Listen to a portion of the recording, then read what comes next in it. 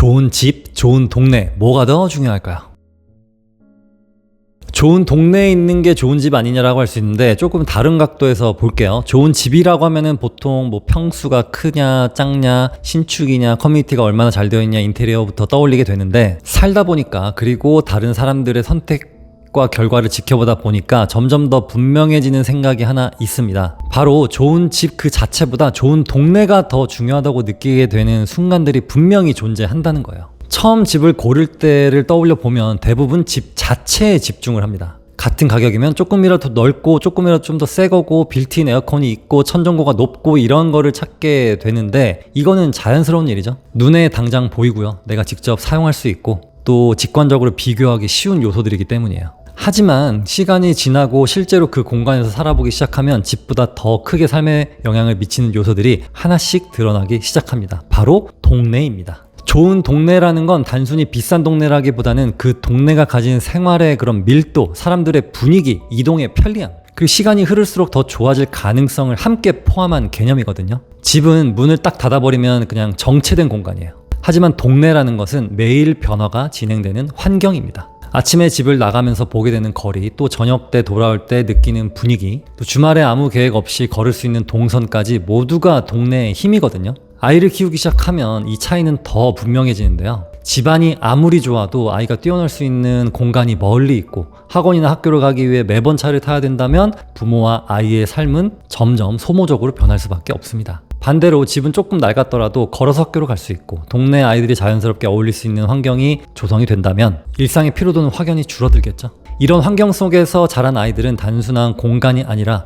관계 속에서 성장을 하게 됩니다. 직장을 다니는 어른에게도 마찬가지예요. 출퇴근 시간이 길어질수록 삶의 만족도는 빠르게 떨어집니다. 아무리 집 내부가 좋아도 하루에 2-3시간씩 이동해 쓰게 되면 그 집은 휴식 공간이 아니라 잠깐 잠만 자는 휴게 장소로 바뀌게 돼요. 반면에 동네가 직장과 가깝다거나 이동의 편리가 용이하다면 집의 크기나 연식에서 오는 불편함은 생각보다 쉽게 감내할 수가 있습니다. 회복할 수 있는 시간이 늘어나기 때문이에요. 또 하나 중요한 사실은 동네가 그 사람을 만든다는 건데요. 같은 집이라도 어떤 동네에 있느냐에 따라서 그 집에 사는 사람들의 생활 방식은 전혀 달라집니다. 주변에 어떤 사람들이 살고 있는지, 어떤 소비가 일상인지, 어떤 대화가 오가는지가 자연스럽게 나의 기준이 되겠습니다. 좋은 동네에 산다는 건 내가 노력하지 않아도 더 나은 기준 속에 나를 놓는 일과 비슷하거든요. 이쯤에서 많은 분들이 질문할 수 있습니다. 그러면 좋은 동네는 어떻게 알아보느냐? 어디가 좋은 동네냐? 살아봐야 알아볼 수 있는 거 아니냐라고 할 수 있는데 유명한 그런 동네들 있잖아요. 이런 이름만으로는 충분하지 않고 실제 살아가는 사람들의 동선을 봐야 됩니다. 같은 동네라도 동선이 다를 수가 있어요.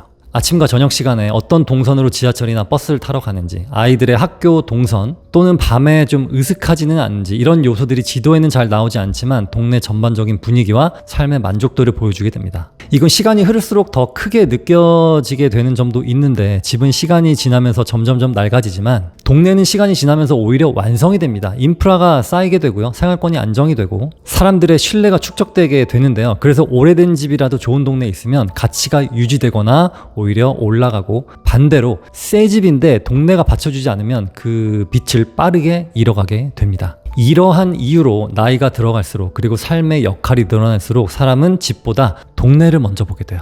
결혼을 하고 아이를 낳고 부모님을 모시는 분들도 있고 그러면서 공간 하나의 편리함보다는 주변 환경 전체의 안정성이 훨씬 더 중요해지기 때문입니다. 집은 개별 상품의 개념이지만 동네는 집단적 가치이기도 해요. 개인이 아무리 집을 잘 관리해도 동네의 흐름을 거슬 수는 없거든요. 그래서 장기적으로 보면은 수익과 안정성을 동시에 잡는 선택은 대부분 좋은 동네에 위치한 집이 되겠습니다. 대중들의 꾸준한 선택을 받는 곳, 위기에도 거래가 잘 이어지는 곳에는 항상 동네의 힘이 작용하고 있는데 꼭 드리고 싶은 말씀이 뭐냐면 비싼 집에 사는 게 목표가 되면 끝이 없습니다. 계속 비교하게 돼요. 우리가 비싼 집을 살고 싶은 이유도 더 나은 삶의 질로 귀결이 되거든요.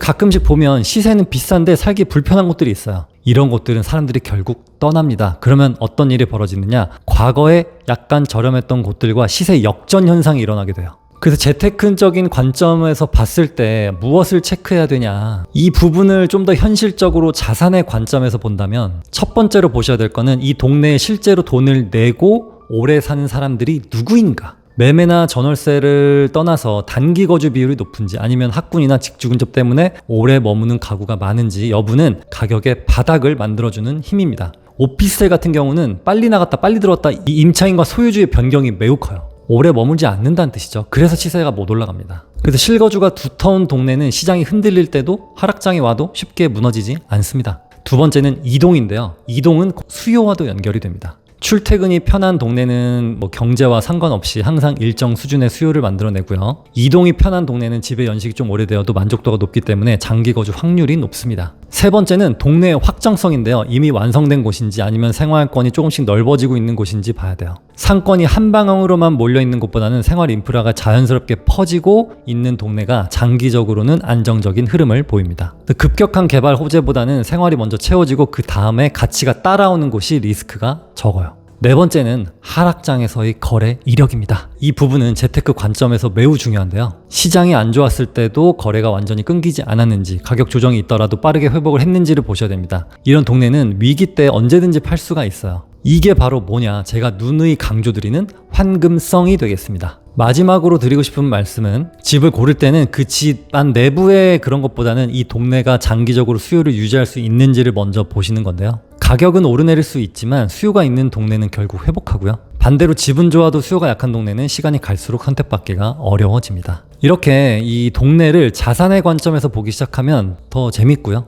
또 삶의 방향성의 일부가 됩니다. 반대로 집 내부만 보게 되면 동네는 타협의 결과가 돼버려요. 재테크에서 이 둘의 차이는 생각보다 큽니다. 그래서 나는 재테크적으로 좀 괜찮은 집을 사고 싶다면 먼저 좋은 동네를 봐야 돼요. 그 선택이 단기 시세보다 훨씬 더 중요한 장기적인 자산의 안정성을 만들어주기 때문이에요. 그래서 어느 순간 집을 볼 때 집 안 내부 사진보다는 지도를 먼저 보게 되는 순간이 올 텐데, 그렇게 되면은 어느덧 여러분도 준 전문가라는 뜻입니다. 그래서 지금 내 집 마련이나 갈아타기를 고민하고 계신 분들, 방금까지 말씀드렸던 이 이론적인 내용이 여러분들의 선택에 앞서 어떤 중요한 바탕이 되었으면 좋겠습니다. 오늘은 여기까지. 감사합니다.